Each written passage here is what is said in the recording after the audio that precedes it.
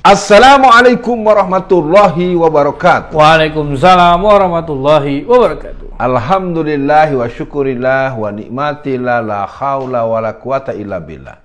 Pemirsa, kita jumpa lagi di ruang tayang dibacain berita bersama Bung Kameramen yang misterius. Bung Kameramen, disilahkan.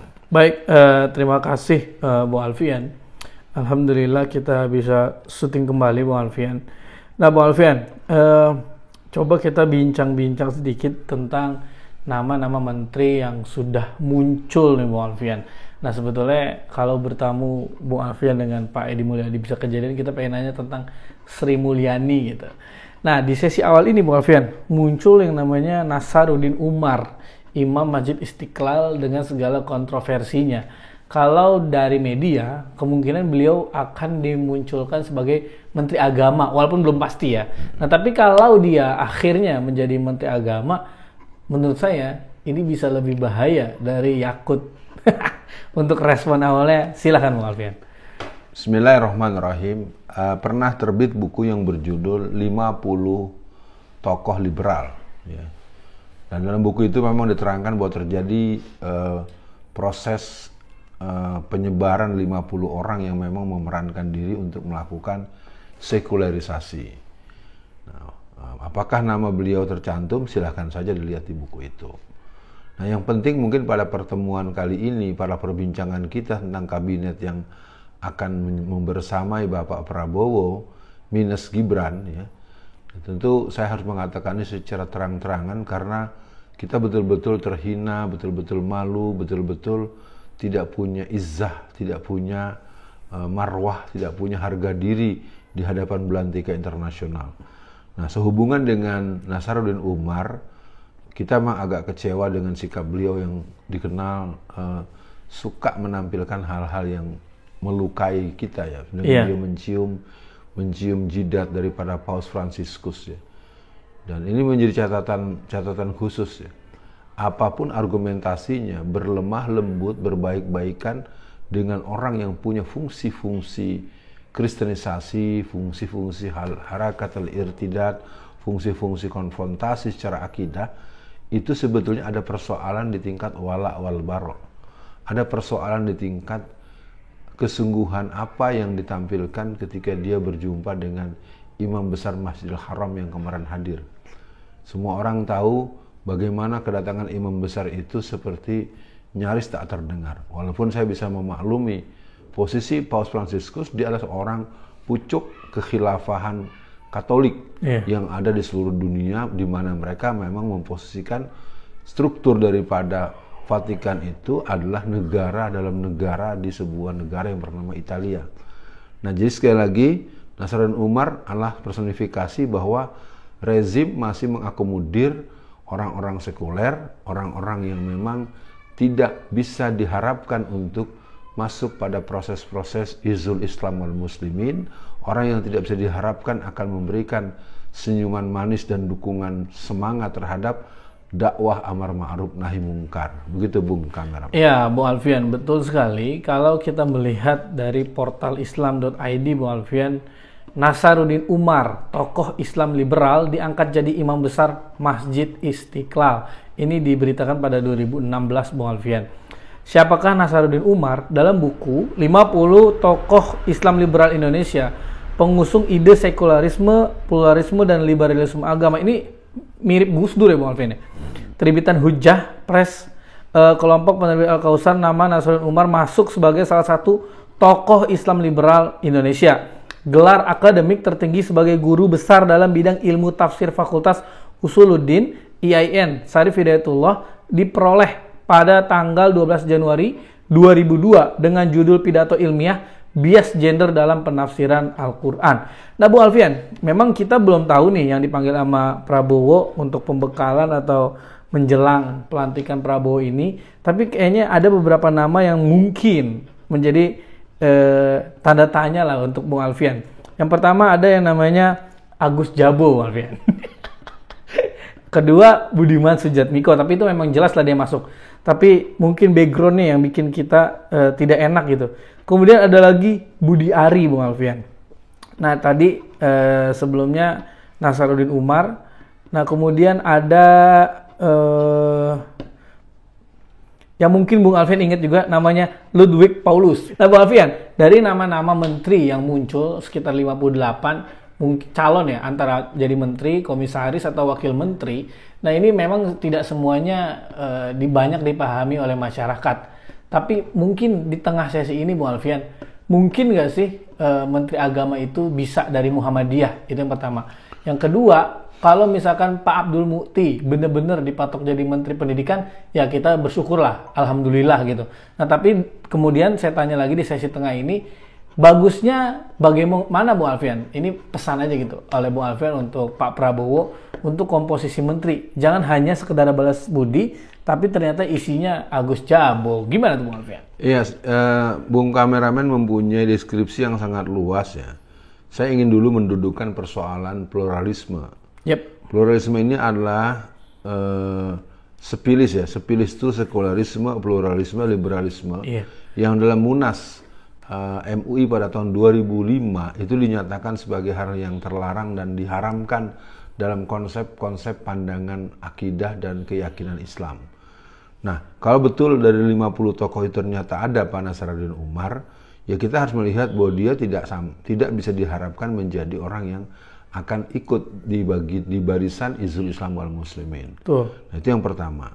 Bahwa soal kemudian yang lainnya ya begitu. Yang kedua Agus Jabo. Agus Jabo semua tahu bahwa dia pelanjut PRD dari Kongres yang ke-8 ya pada tahun 2015 di Hotel Akasia ya, bulan Maret itu dia melakukan pemilihan dan kemudian dia memimpin Partai Prima. Agus Jabo disebut oleh kawan-kawan pergerakan disebut PII merah, walaupun saya berat ngomong begini.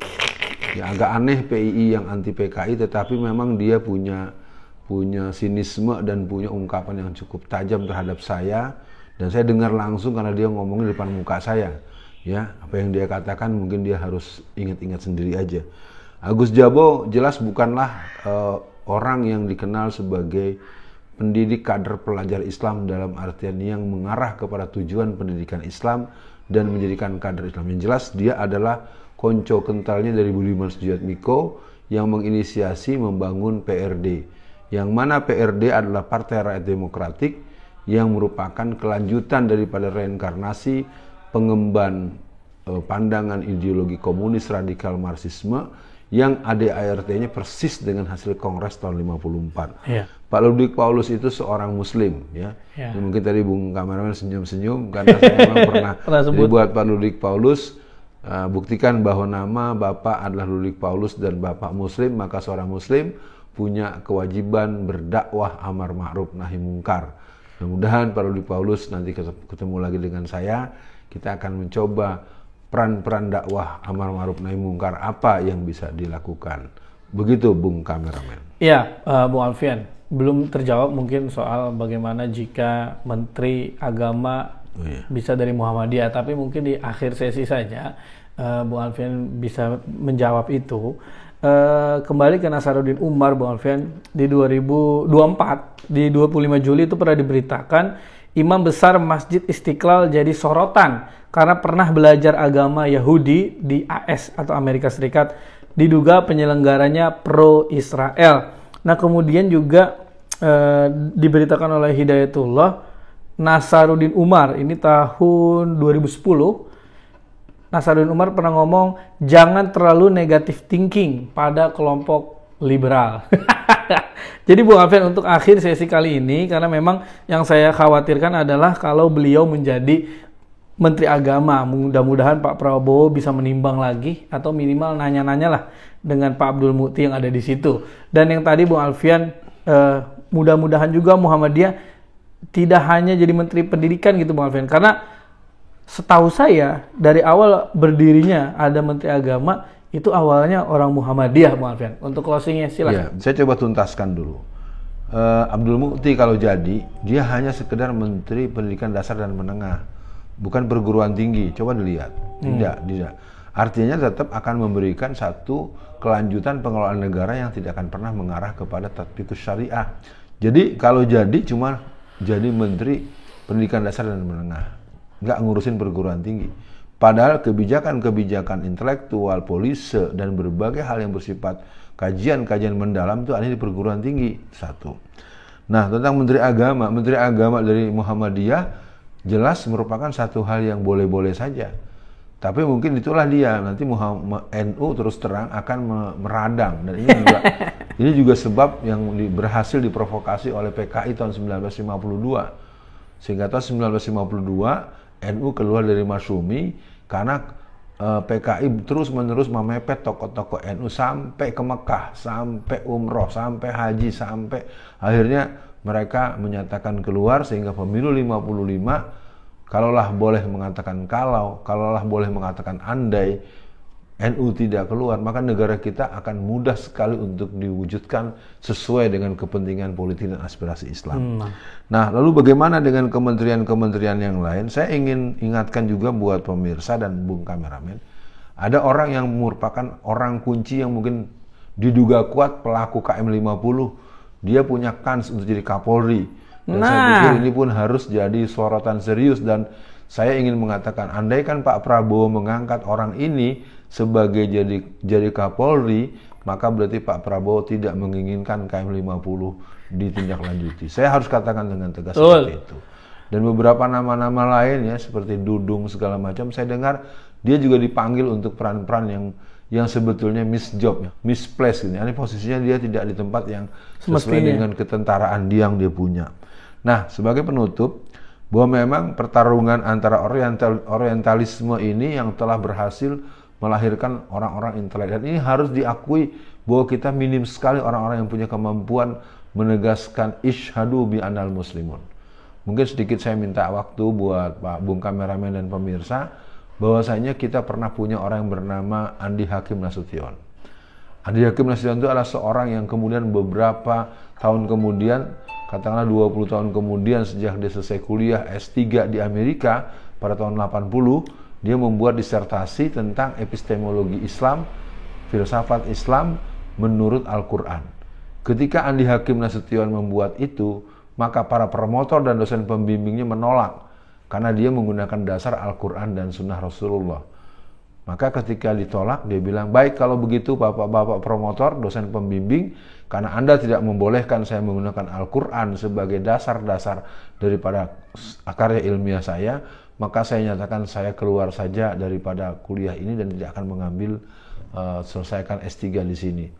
Rupanya pihak promotor juga malu, dalam artian mereka kemudian mengadakan rapat terbatas intensif. Akhirnya mulai beliau muncul bisa menyelesaikan S3-nya, maka muncullah bukunya Filsafat Ilmu Menurut Al-Quran. Dan ini merupakan buku dan bacaan yang harus dibacai oleh semua kita, yang disambungkan dengan buku Ismail Raji Al-Faruqi. Akhirnya saya katakan, Oksidentalisme sebagai kontra daripada orientalisme kurang seimbang.